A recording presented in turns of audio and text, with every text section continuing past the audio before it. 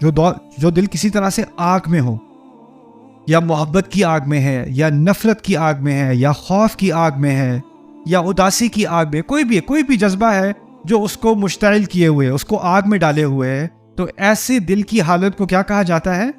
فؤاد. یعنی عام طور پہ ہم سب کے دل میں کیا ہے؟ قلب.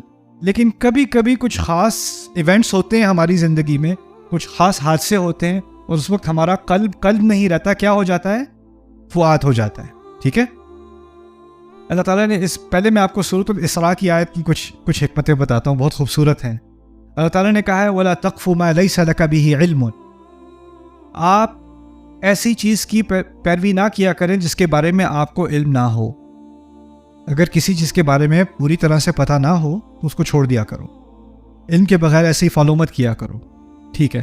پھر کہا ان السمع والبصر والفؤاد كل اولئک کان عنہ مسئولا. سننا، دیکھنا اور فؤاد تمام کے بارے میں پوچھا جائے گا. ان تمام کے بارے میں پوچھا جائے گا. اچھا، یہاں پر قلب کا لفظ ہے یا فؤاد کا لفظ ہے؟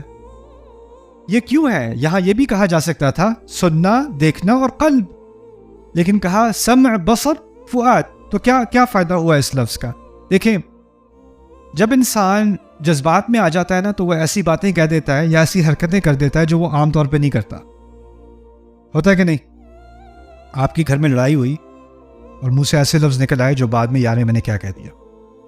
رائٹ؟ میاں بیوی کی لڑائی ہوئی، شوہر نے کچھ غصے میں آ کے کچھ بات کہہ دی بہت ہی زیادہ بری.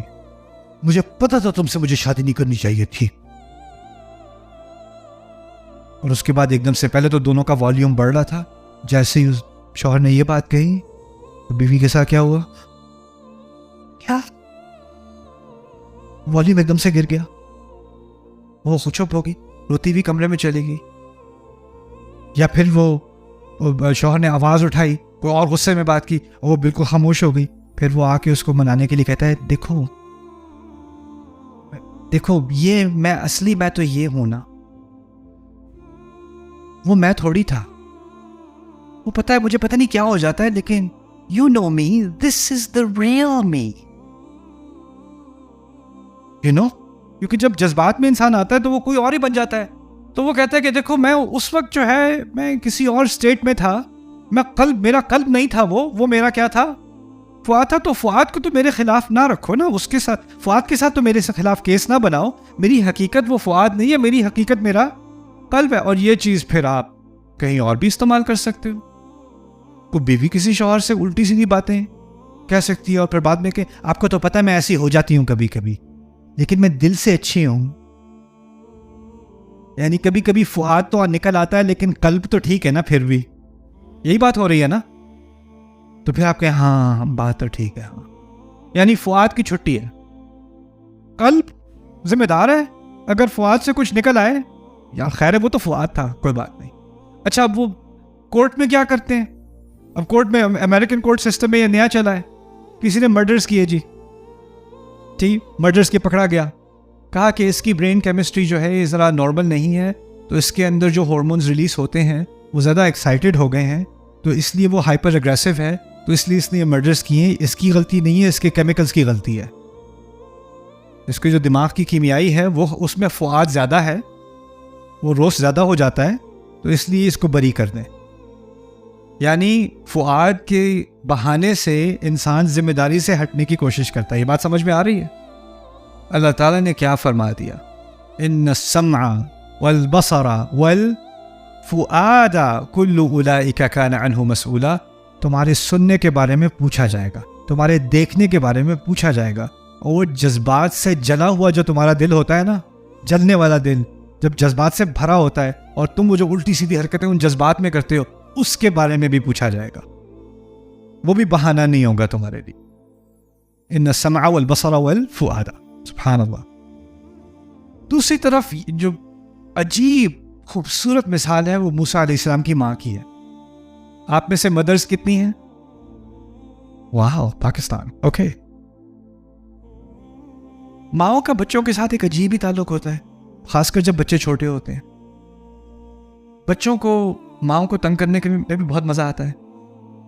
آپ بچے کے ساتھ شاپنگ کرنے گئی, چھوٹا بچہ 2 سال کا, آپ کو ایسے پکڑے ہوئے آپ کے کپڑوں کو آپ کے ساتھ ساتھ چل رہا ہے, آپ شاپنگ کر رہی ہو, چیزیں اپنی کارٹ میں ڈال رہی ہو, آپ کو ابھی بھی بچہ جو ہے وہ کھینچ رہا ہے تھوڑا سا, تو جب وہ کھینچ رہا ہوتا ہے تو آپ کو تسلی ہوتی ہے کہ وہ ہے. اب ایک دم سے اس نے کھینچنا چھوڑ دیا, 2 سیکنڈ میں کیا ہوتا ہے ماں کو, کریم کریم کریم, اور کریم آپ کے پیچھے پیچھے ایسے ایسے آپ کے پیچھے ایسے.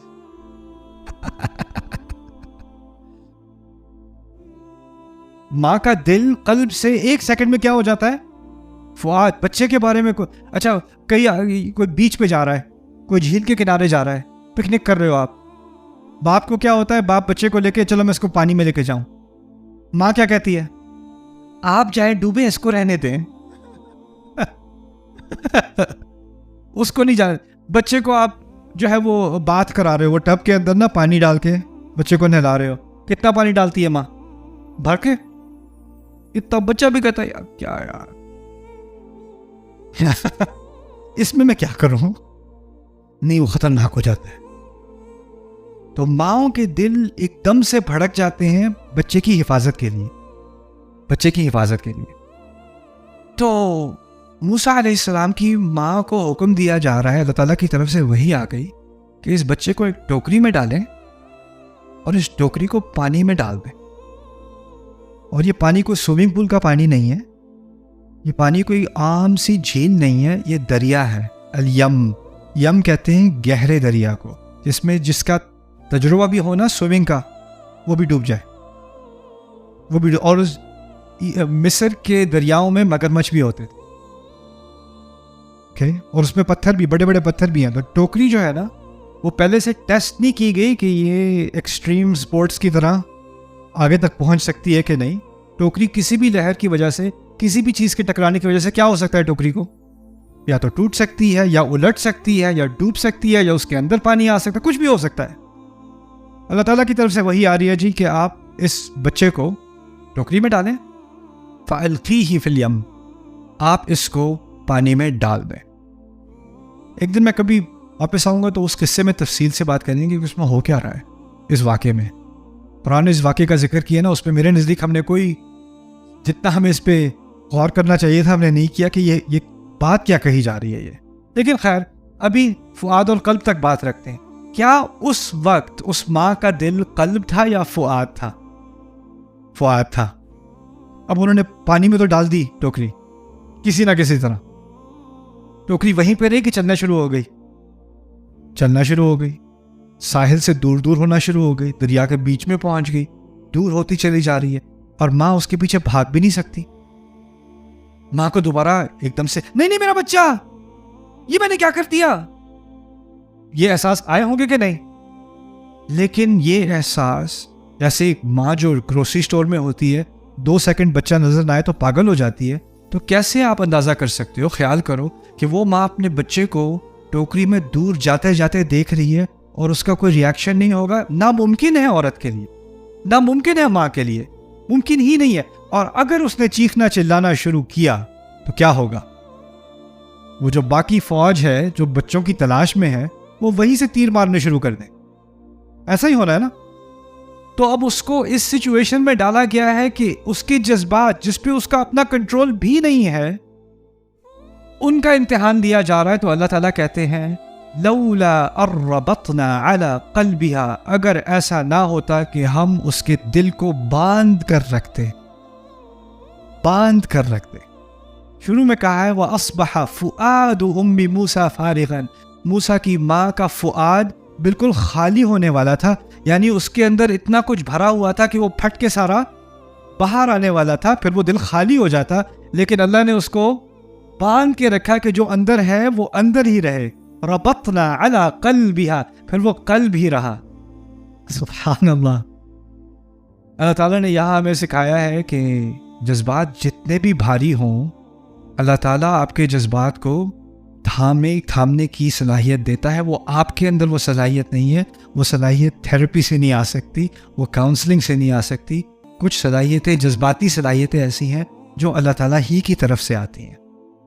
ربطنا علی قلبها لتکون من المؤمنین. کہ وہ اہل ایمان میں سے ہو. کیا عجیب بات کہی ہے.